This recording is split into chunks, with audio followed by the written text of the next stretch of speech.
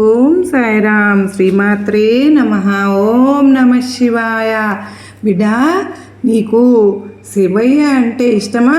అయితే ఈ శివవాక్యం నువ్వు విని తీరాలి తల్లి. కళ్ళు మూసుకుని నీ శ్వాసను గమనించు. ఈ విశ్వమంతా నిండి ఉన్న నిశ్శబ్దంలో నా గొంతు నీకు వినబడుతుంది. నన్ను ఇష్టపడము అంటే నన్ను పూజించడం కాదమ్మా, నన్ను నీలో వెతుక్కోవడం విను. ఈ శివయ్య నీతో ఏం చెబుతున్నానో విను. ఒకటి, నేనెవరో నీకు తెలుసా? నువ్వు నన్ను ఫోటోల్లో చూస్తావు, మెడలో పాము, నెత్తి మీద గంగ, ఒళ్ళంతా విభూది. కానీ నేను కేవలం ఆ రూపం మాత్రమేనా? కాదు, నేను శూన్యాన్ని, అంతా అయిపోయాక మిగిలే నిశ్శబ్దాన్ని. నేను ప్రేమగా పిలిస్తే నేను బోళాశంకరుని, అహంకారంతో చూస్తే నేను కాలభైరవుడిని, నీ మనసు ప్రశాంతంగా ఉన్నప్పుడు నేను దక్షిణామూర్తిని, నువ్వు కోపంతో ఊగిపోతున్నప్పుడు నీలో ఉన్న రుద్రుడిని. నువ్వు నన్ను ఇష్టపడుతున్నావు అంటే నీలోని ఈ విభిన్న కోణాలను నువ్వు అంగీకరిస్తున్నావు అని అర్థం. నువ్వు నా ఒంటి మీద ఉన్న విభూతిని చూసి భయపడుతున్నావా, లేక భక్తితో నమస్కరిస్తున్నావా? ఈ విభూతి నీకు ఒక సత్యాన్ని చెబుతోంది. ఈరోజు నువ్వు అద్దంలో చూసుకుని మురిసిపోయే నీ అందం, నువ్వు సంపాదించిన ఆస్తి, నీ అధికారం ఏదైనా సరే చివరికి ఒక పిడికెడు బూడిద కావాల్సిందే. మృత్యువు అన్నది ముగింపు కాదు, అది మరొక ప్రయాణానికి ఆరంభం. ఈ సత్యాన్ని ఎప్పుడైతే నువ్వు అర్థం చేసుకుంటావో అప్పుడు నీకు దేని మీద కూడా అతిగా వ్యామోహం ఉండదు. దేనిని చూసి భయపడవు, భయం వేయదు. అదే అసలైన వైరాగ్యం. నువ్వు భక్తుల గురించి మాట్లాడితే అందరూ కన్నప్ప గురించి చెప్తారు, కానీ కన్నప్ప నాకు కన్ను ఇచ్చాడని నేను అతన్ని ఇష్టపడలేదు. అతను తన అహం అనే కన్నును పీకి నా పాదాల దగ్గర పెట్టాడు. లోకం దృష్టిలో అతను వేటగాడు, అపవిత్రుడు. కానీ నా దృష్టిలో అతను నిష్కల్మషమైన బిడ్డ. నువ్వు నీ వస్త్రాలు కట్టుకుని బంగారు గిన్నెల్లో నైవేద్యం పెడితే, పట్టు వస్త్రాలు సమర్పిస్తే నేను పొంగిపోను తల్లి. నువ్వు నీ కష్టాన్ని, నీ కన్నీటిని, నీ స్వచ్ఛమైన ప్రేమను నాకు ఇవ్వు. అది ఎంగిలి మాంసమైనా సరే నాకు అద్భుతమే, అమృతమే. నీ భక్తిలో ఆడంబరం వద్దు, ఆర్తి ఉండాలి. సముద్రం మథనం జరిగినప్పుడు అమృతం కోసం అందరూ పోటీ పడ్డారు, కానీ హాలాహలం పుట్టినప్పుడు అందరూ పారిపోయారు. అప్పుడు నేను దాన్ని మింగాను. దీని అర్థం ఏమిటో తెలుసా? మీ చుట్టూ ఉన్న సమాజం నీ మీద విమర్శలు, అవమానాలు, ఈర్ష్య అనే విషాన్ని చిమ్ముతూనే ఉంటుంది. నువ్వు దాన్ని తిప్పి కొడితే గొడవ అవుతుంది. నువ్వు దాన్ని లోపలికి తీసుకుంటే నీ మనసు పాడవుతుంది. అందుకే నేను దాన్ని కంఠంలోనే ఆపాను. గొంతు దాటి నీ మనసులోకి రానివ్వకు. వాటిని అక్కడే ఆపేసి లోకానికి మంగళాన్ని పంచు. అప్పుడే నువ్వు నీలకంఠుడివి అవుతావు. నేను నాట్యం చేస్తే అది కేవలం వినోదం కాదు, అది ఒక చక్రం పుట్టడం, పెరగడం, నశించడం. నువ్వు ఒకరోజు అనుభవిస్తున్న ఈ రోజు కష్టం రేపు ఉండదు. ఈరోజు ఉన్న సంతోషం శాశ్వతం కాదు తల్లి. నువ్వు ఒక అలవు, సముద్రం నుంచి పుట్టావు, మళ్ళీ సముద్రంలోనే కలిసిపోతావు. ఈ గమనాన్ని అర్థం చేసుకుని జీవించు. నీ జీవితంలో ఏదైనా కోల్పోయినప్పుడు ఏడవవద్దు. అది నా లయ అని గుర్తుపెట్టుకో. నీకు ఏదైనా కొత్తగా లభించినప్పుడు అది నా సృష్టి అని నమ్ము. నాకు 3 కళ్ళు ఉన్నాయని నువ్వు అనుకుంటున్నావు కదూ. మొదటి 2 కళ్ళు గతం, మరియు భవిష్యత్తు 3వ కన్ను జ్ఞానం. నువ్వు ఎప్పుడైతే బాహ్య ప్రపంచాన్ని చూడడం ఆపేసి నీ అంతరాత్మ వైపు చూస్తావో అప్పుడు 3వ కన్ను తెరుచుకుంటుంది. అప్పుడు నీకు మనుషుల మధ్య భేదాలు కనిపించవు. రాళ్ళు, రప్పలు, పురుగులు, జంతువులు అన్నీ నా స్వరూపంగానే నీకు కనిపిస్తాయి. వచ్చా బిడ్డ, నన్ను వెతుక్కుంటూ కాశీకో కైలాసానికో వెళ్ళనక్కర్లేదమ్మా. ఆకలితో ఉన్నవారికి అన్నం పెట్టినప్పుడు ఆ తృప్తిలో నేనుంటాను. కష్టాల్లో ఉన్నవారికి చేయూత ఇచ్చినప్పుడు ఆ ధైర్యంలో నేనుంటాను. నీ తప్పును నువ్వు తెలుసుకుని పశ్చాత్తాపడినప్పుడు ఆ కన్నీటి చుక్కలో నేనుంటాను. శివోహం శివోహం అని నువ్వు పలకనక్కర్లేదు తల్లి. నీ కర్మల్లో శివత్వాన్ని చూపించు. నీకు శివుడు ఇష్టం అన్నావు కదా, అయితే ఇప్పటి నుంచి కోపాన్ని వదిలేయి, అహంకారాన్ని బూడిద చేసేయి, ప్రేమను గంగలాగా ప్రవహింపచేయి. అప్పుడు నువ్వే శివుడివి, నేనే నువ్వు, నువ్వే నేను. మరి బిడ్డ, ఈరోజు నీకు శివయ్య అంటే ఇష్టం కనుక తప్పకుండా శివరాత్రి రోజు ఇది తప్పకుండా విని నిద్రపోవడం వలన నీకు ఎల్లప్పుడూ కూడా శివయ్య అనుగ్రహం కలుగుతుంది తల్లి. ఎప్పుడు శివయ్య ఎల్లప్పుడూ కైలాస పర్వతం మీద ధ్యానం చేస్తూ ప్రశాంతంగా ఉంటాడు.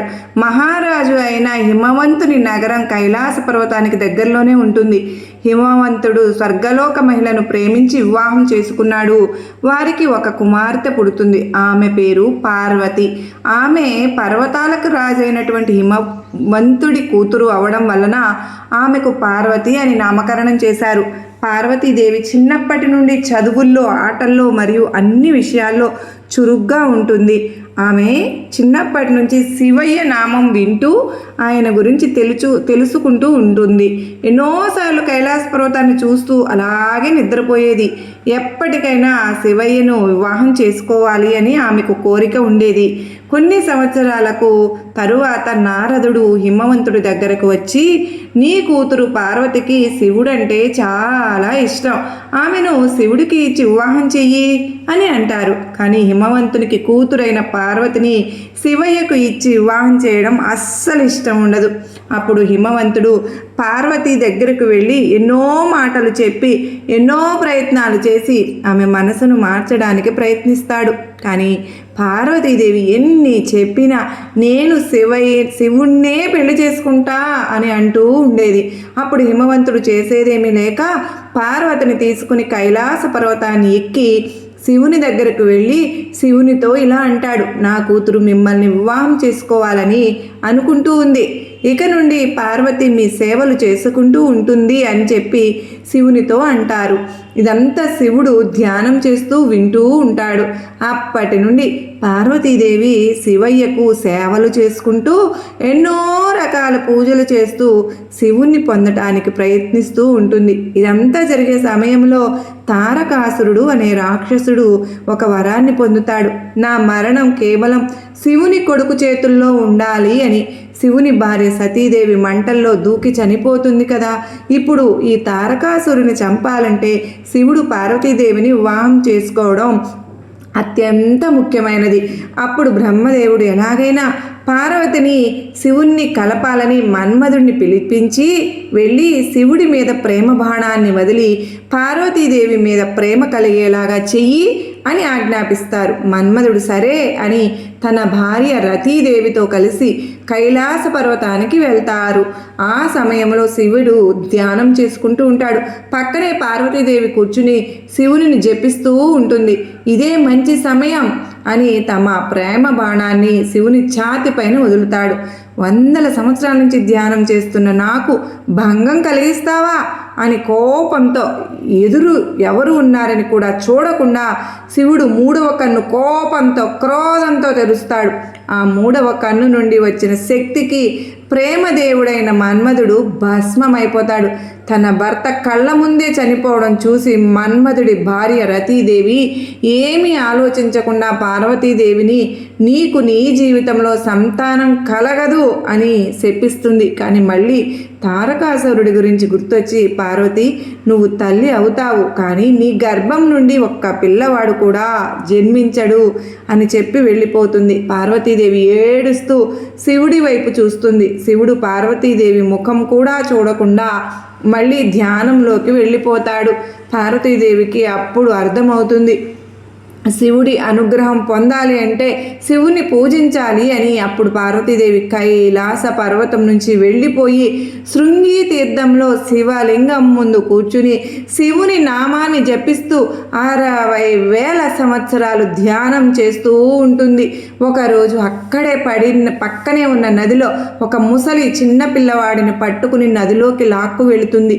అప్పుడు ఆ పిల్లవాడు అమ్మా అమ్మా నన్ను కాపాడండి అని చెప్పి అరుస్తూ ఉంటాడు. ఆ పిల్లవాడు అమ్మా అని పిలవడంతో పార్వతీదేవి పులకరించిపోయి తపస్సు నుంచి పరిగెత్తుకుంటూ నది దగ్గరకు వెళ్ళి చేతులు జోడించి పిల్లవాడిని వదిలిపెట్టమని ముసలిని ప్రాధేయపడుతుంది. 60,000 సంవత్సరాల శివుడి కోసం తపస్సు చేశావు కదా, ఆ తపస్సు ఫలితాన్ని నాకు దారపోస్తే ఆ పిల్లవాడిని వదిలిపెడతాను అని చెప్పి ముసలి అంటుంది. పార్వతీదేవి నవ్వుతూ ఒక్క క్షణం కూడా ఆలోచించకుండా తన తపస్సుని ఆ ముసలికి దారపోస్తుంది. ఇన్ని సంవత్సరాలు ఎన్నో కష్టాలు ఎదిరించి శివుడి కోసం కఠోరంగా తపస్సు చేశావు కదా, ఇప్పుడు ఎవరో నీకు తెలియని పిల్లవాడి కోసం తపస్సు ఫలితం నాకు దారపోసావు. అసలు నీకు శివుడంటే ఇష్టం ఉందా లేదా అని ఆ ముసలి నవ్వుతూ ప్రశ్నిస్తుంది. ఆ పిల్లవాడు నన్ను అమ్మా అని ప్రేమగా పిలిచాడు కదా, ఎవరైనా ఆపదలో ఉన్నప్పుడు నన్ను తలచుకుంటే ఎంత పెద్ద పనిలో ఉన్నా వాళ్ళ కోసం స్వయంగా నేనే వచ్చి ఆదుకుంటాను.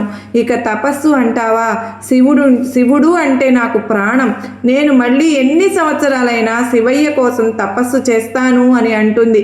ఆమె ప్రేమను చూసి ఆ ముసలి రూపంలో ఉన్న శివుడు అసలైన రూపంలోకి వస్తాడు. పార్వతి ప్రేమను పరీక్షించడానికి ఇదంతా శివుడు చేశాడు. పార్వతీదేవి శివుడిని చూసి ఎంతో సంతోషిస్తుంది.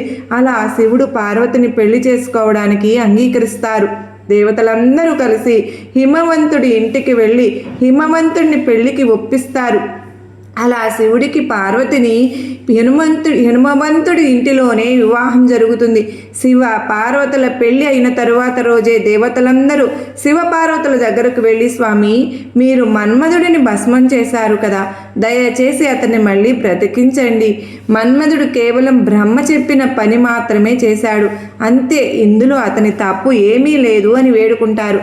పార్వతీదేవి కూడా రతీదేవి బాధ చూసి రతీదేవిది శివుణ్ణి వేడుకుంటుంది. సరే అని చెప్పి తన తపోశక్తి ఉపయోగించి మళ్ళీ ఆ మన్మధుడిని మామూలుగా చేస్తారు మన శివయ్య.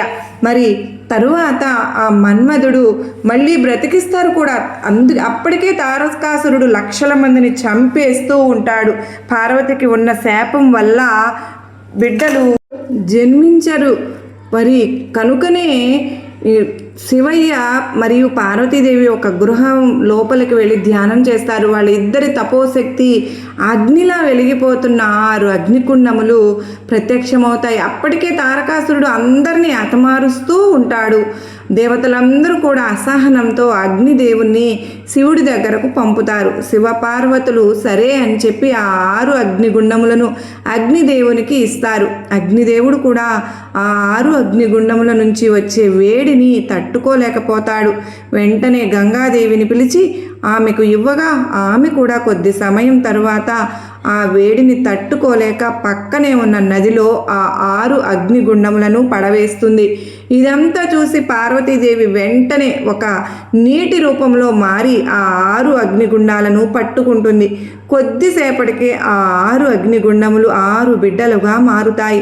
ఆ 6 బిడ్డలను ఏకం చేసి కార్తికేయ స్వామికి పార్వతీదేవి జన్మనిస్తుంది. అందుకే కార్తికేయ స్వామిని షణ్ముఖుడు అని కూడా పిలుస్తారు. ఆ తర్వాత షణ్ముఖుడు తన శక్తిని ఉపయోగించి చిన్న పిల్లవానిగా ఉన్నప్పుడే తారకాసురుడిని హతమారుస్తాడు.